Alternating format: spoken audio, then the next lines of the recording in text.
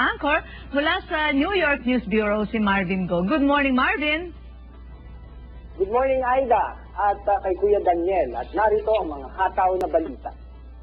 Patok na patok pa rin ang isang araw lang the movie dito sa New York City. Kaya naman ang pangalawang special screening nito ay pinilahan ng mga manood. Ito'y dinaluhan din ng mga Pilipinong nagmula pa sa ibang estado tulad ng New Jersey. Mayroon din namang mga non-Filipino na nanonood ng pelikula. Para sa mga karagdagang detalye, may hataw na balita si Enzo Cruz. Naging matagumpay ang ikalawang special screening ng isang araw lang the movie na ginanap sa Philippine Consulate dito sa New York City. Karamihan sa mga nagpunta ay buong pamilya. Kahit hindi nakakaintindi ng Tagalog, ay talaga namang nag-enjoy pa rin ng mga bata sa panonood ng movie ni Kuya Daniel. Tuwang-tuwa naman ng mga magulang ng mga bata dahil sa maraming mga aral ang makukuha sa bawat dialogue ng pelikula. A good person, just doing things out of kindness without expecting anything. The movie was great.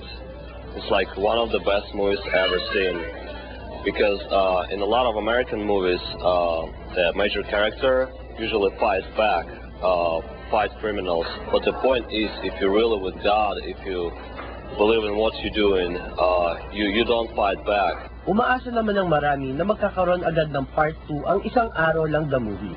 I'm actually looking forward to more movies. I mean, if there's going to be more movies coming out. And it's very inspiring, like I said.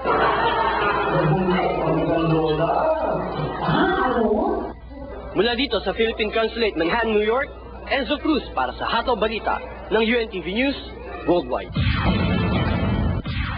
Samantala sa California, tatagal pa ng higit sa naka-schedule na Labor Day weekend shutdown ang pagkakasara ng San Francisco-Oakland Bridge dahil nakitaan ito ng crack kamakailan.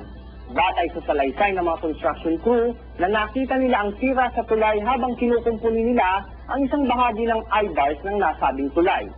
Ayon kay Bart May, ang spokesperson ng California Department of Transportation, sapat ang crack na ito upang maipasarang pansamantala ang bridge na ito, na mas kilala sa tawag na Bay Bridge. Simula noong Huwebes, isinara na ang Bay Bridge para sa isang seismic retrofitting project na ginagawa para sa lalong ikatitibay ng mga sabing tulay laban sa mga paglingkol.